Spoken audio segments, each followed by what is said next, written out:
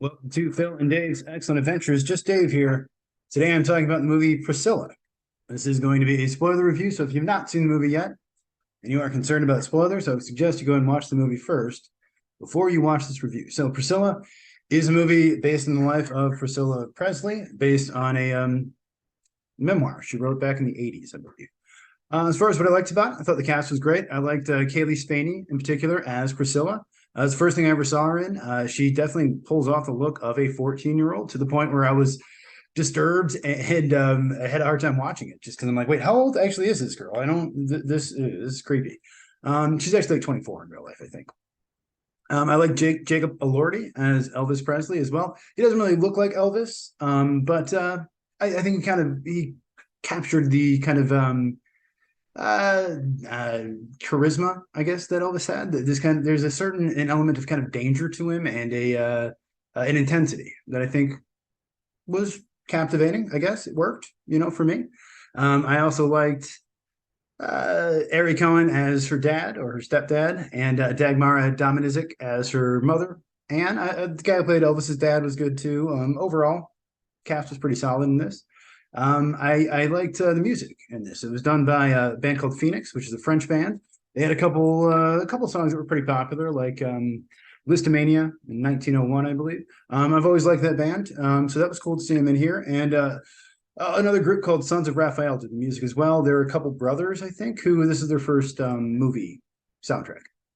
So yeah, I also like the cinematography. It was done by Philippe Lesord, who has done a bunch of stuff for Sofia Coppola in the past, like The Beguiled and On the Rocks. I think he also did another movie, that Will Smith one, I think. I don't remember what it's called. Either way, I thought the set design of this was throughout pretty good. It looked like the 50s or 60s or 70s, depending what era they were going for. I like the costumes as well, all the dresses and stuff that she would wear and the clothing that Elvis and his friends would wear. That was all good. It looked believable to me. It accurately portrayed the time period that they were going for. I like the story overall. The idea of Priscilla, even watching that Elvis movie from last year, I think the Baz Luhrmann one, my kind of main thought was like, wow, that must have been crazy for Priscilla to be a 14-year-old girl whose parents are stationed in Germany, and then all of a sudden the most famous guy in the world wants to date her. I mean, like, yeah.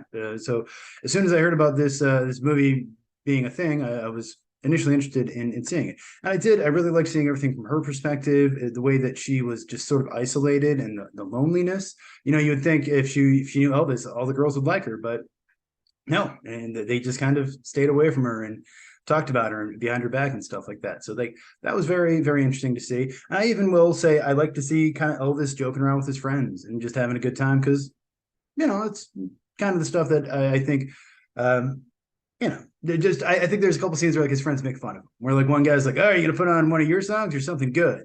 A couple of those kind of things where I'm like, okay, it's fun to watch people like giving him the business. And then I really liked at the end of the movie when Priscilla finally leaves Elvis, they use the song "I Will Always Love You" by Dolly Parton, which initially might seem a little odd because why should she love this guy? He was a piece of shit.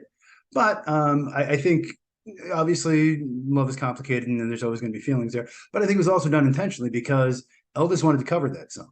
He asked Dolly Parton or whoever, he had his person ask Dolly Parton, and she said okay, but he wanted to get a co-songwriting credit on it. He wanted to essentially get the rights to it if he covered it, and Dolly Parton said no.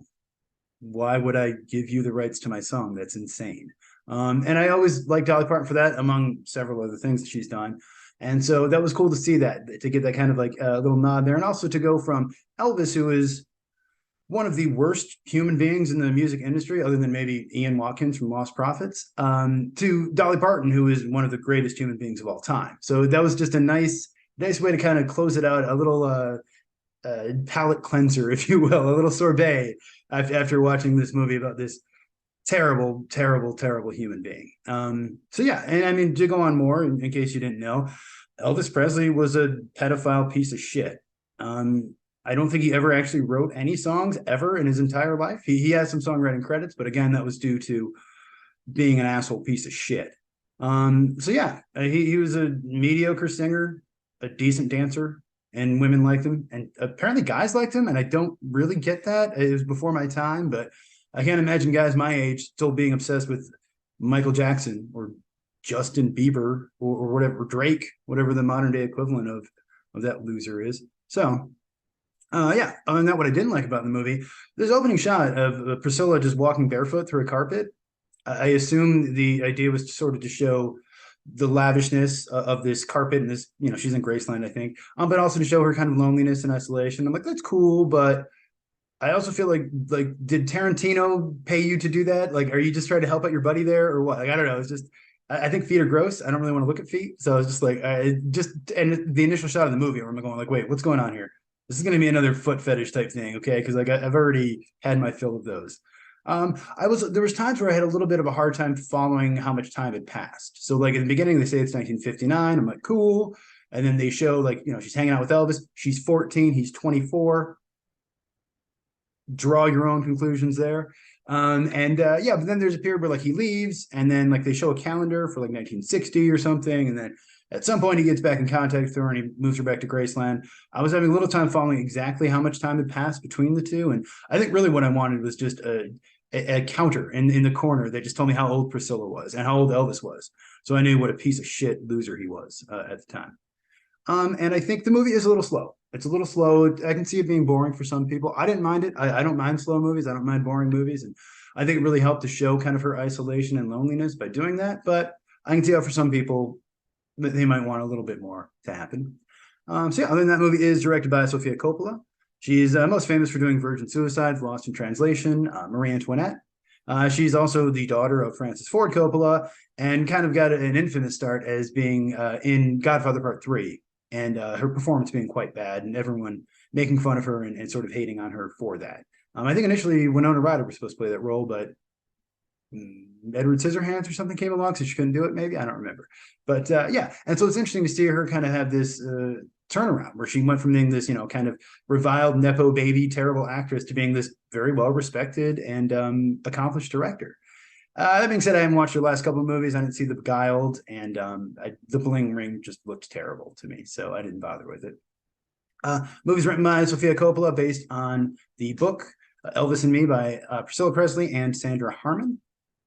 Book's written, I think, like 85 or so, something like that. So yeah, basically, this is all what happened according to Priscilla. So I mean, I guess you could choose not to believe it, but we definitely know for a fact that Elvis Presley met her when she was 14 and he was 24. That's irrefutable. So yeah, movie's got a $20 million budget. It's made about $5 million so far. I don't think they're too concerned about making money off of this movie. Rotten Tomatoes on this, it's 84% for critics and 63% for audiences, which is kind of what I expected, actually maybe higher for the audience. But I did see at least one professional critic on Rotten Tomatoes said like, oh, this movie's so mean-spirited. And I'm like, it's based on a real story. Elvis was a fucking piece of shit. Yeah, it's mean-spirited because he was a fucking pedophile. I'm sorry if you can't handle that. Yeah. Lisa Marie, Priscilla's daughter, apparently at some point read the script and was upset about it too, saying that this wasn't the dad that she knew. Well, yeah, you were a fucking baby, stupid. What do you...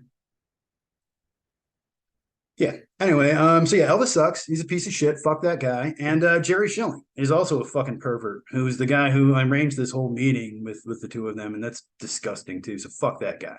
But while I'm on the subject here, I am wearing an Aerosmith shirt. So also Aerosmith were terrible. Steven Tyler adopted a young girl and got her pregnant at some point. Led Zeppelin, Jimmy Page, same thing, dated young girls. Rolling Stones, one of the guys married a child at some point. Even modern days, you have Michael Jackson, R. Kelly, Drake, who I think I read is about to pass Elvis in most singles or whatever. Yeah, that guy also a groomer and a pedophile, so I don't get the appeal there. Chris Brown assaults women all the time, and nobody seems to care about it. Travis Scott's a piece of shit.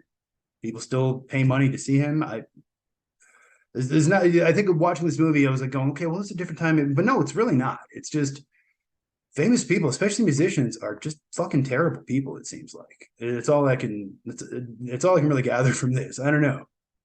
I even like David Bowie, who I love, almost certainly did some creepy stuff with underage girls. So I don't know, man. It's just, I guess And I don't know what to say about it.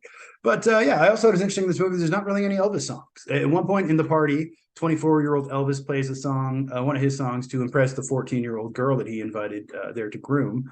But other than that, I think they might sample one or use a little bit of the music in some of the score. But yeah, not really any Elvis songs in this at all. This is distributed by A24, which, like I said, I've got a love-hate relationship with, but I think I'm actually starting to like more of their stuff recently. So yeah. But yeah, as far as the movie goes, Elvis sucks. He's a piece of shit. Fuck that guy. But the movie's great. I really liked the movie. I thought it was really interesting and really well made. I think Sofia Coppola was the perfect person to make it.